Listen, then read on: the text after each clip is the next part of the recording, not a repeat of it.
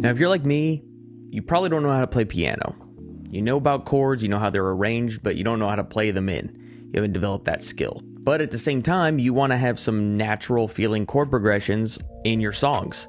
Well, I've got something for you. What's up, guys? My name's Noah. I make music as Haterade, and this is Sounds Good. So we're working on a lo-fi pack, which is coming out on Black Friday.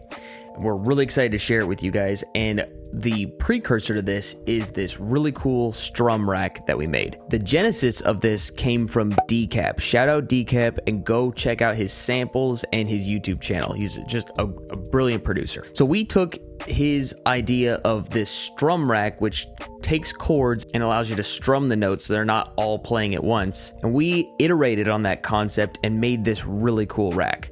So let's talk a little bit about chords first and how to get some real jazzy lo-fi chords. I want to let you guys know too, before we get into this technique, the rack that we're showing in the description is available for free download right now, so you guys can go grab that and follow along if you want. So we've turned off the rack here, and what I'm going to do is I'm going to play you guys the chord progression.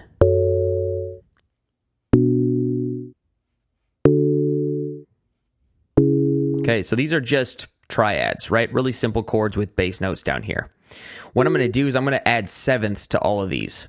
Now, if it's a minor, which this is a F sharp minor right here, I'm going to copy this note and bring it down 2 semitones. When it's a minor, when you can tell it's a minor by how far apart the third is, this is the root, 1, 2, 3, that is a minor third.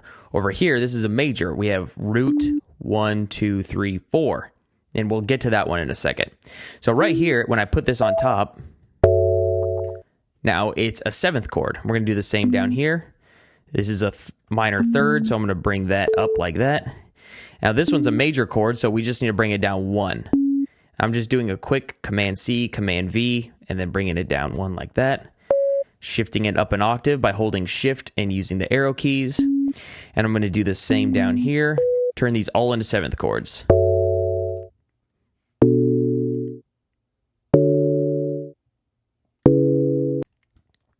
It's a really great chord progression. So let's invert these. So we'll invert these and space out some of the notes so they aren't all compressed together. Usually chords sound better like that.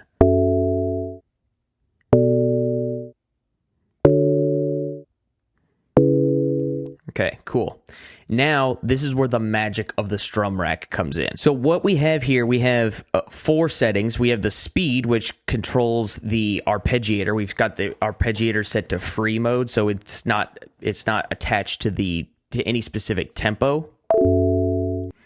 And then we have our style knob here, which goes through all the different styles of arpeggio. So we'll go with the up. That was most identifiable. And then we have a note length, which is controlled from right here.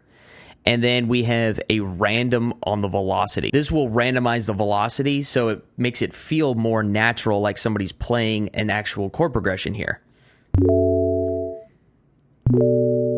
Where it really feels like an actual person playing is when you bring the style down to random other, or random once. Any one of those will work. And you bring the speed down to like 10 milliseconds, like as fast as it can go.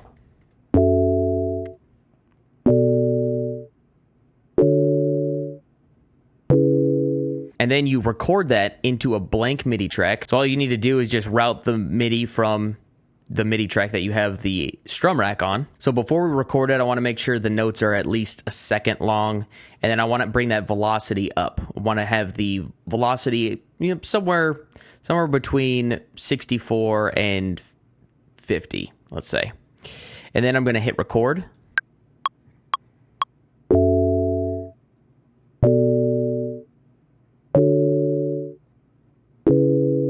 We'll consolidate that into a new MIDI clip. Now you can see that the velocities are all different on these, and the notes are not exactly on beat. So this feels like a legitimate chord progression that somebody played. And you can get as complex as you want with your source chord progression up here. It takes it from a real static chord progression to now something that feels a little bit more natural. So if you guys want this rack, you can download it right now for free in the description. And be sure to keep an eye out for Daydreaming. It's coming out next week for Black Friday, and we hope you guys dig it. So thanks for watching. We'll see you guys next time.